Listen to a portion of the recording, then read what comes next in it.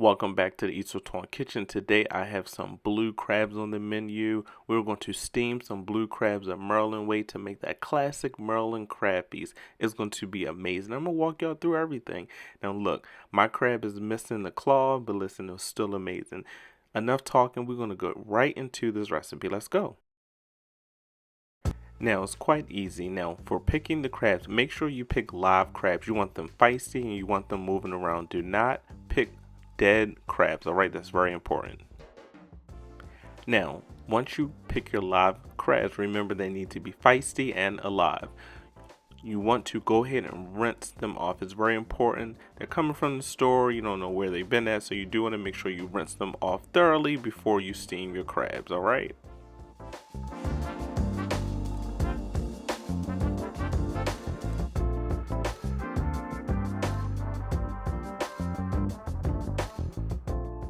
Please use tongs. You do not want to pick these up by your hand. You see how feisty they are. They will hurt you, alright? So make sure you're very protective when you're handling these live crabs. Now, in a cooler, put some ice in the cooler. They're going to be very feisty. Put them on ice. Now, I know there's a TikTok going around where they say rub the bottom of the crab. You don't need to do all that. Simply put them on ice and they will definitely cool down, because they're a little feisty. So put them in a cooler and set them aside while you prepare your steam bath, alright? Now, get you a steam pot. You will need a steam pot with a steam tray, not a steam basket. We are steaming the blue crabs. We're not boiling them. This is not a seafood boil. That's very important. We will be using Budweiser Beer, 25-ounce can that is. Yep.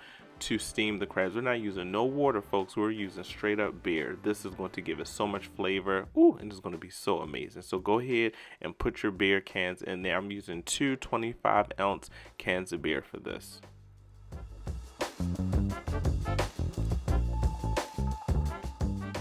I'm making it just how we do it back home in Baltimore, Maryland. Now, I am taking some Old-Bay seasoning. I am going to season the beer. Yes, you do have to season the beer. You want all that flavor, all of the aroma of the beer and the seasoning to permeate through the crab. And we cannot forget vinegar. I'm using apple cider vinegar, and this is about a cup.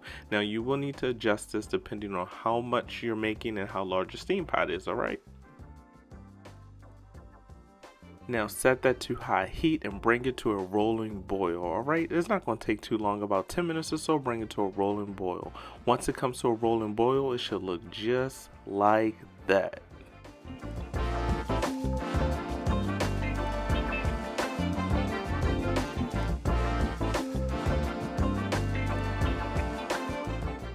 Now folks, what we season our crabs with? That good old JO seasoning number 2. Crab seasoning, perfect. Now, I use the hot seasoning and the regular seasoning. I like to mix mine up. Now, you can do whatever you like, but I like to mix mine up. Now, I take the blue crabs out of that cooler. Remember, they're on ice, so they're not moving around too much. They're not snapping or anything like that. And this is a very humane way of going ahead and steaming these crabs. So every time I put enough crabs in there, I went ahead and added some of that JO seasoning to the crab just like that.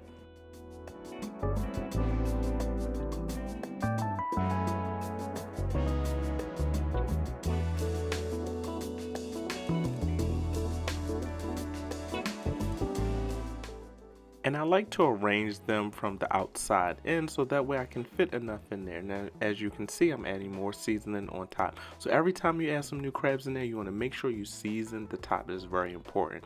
Now, as you can see, this crab is nice and stiff. It's pretty much cold. The ice makes a huge difference. Remember folks, it's very humane and they're not snapping while you're trying to place them in the pot.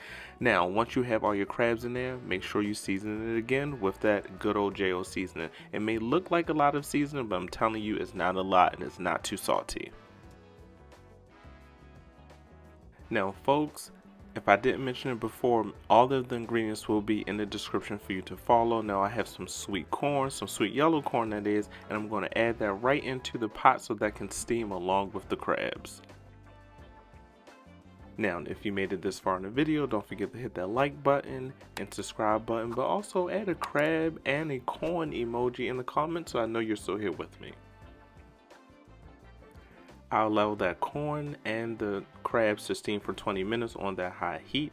And once it's finished, the crab should turn a bright orange. That's how you know the crabs are done, along with the corn. The corn doesn't need much longer than that, but just allow it to steam in there with the crabs. Now look at that. Woo! Seasoned perfectly, bright orange. We got that corn on a cob. I am so ready to dig in. Folks, there you have it. You have a Maryland style crab feast. Now look at the crabs. The crabs should be bright orange, folks, just like that. Now look at that. Woo!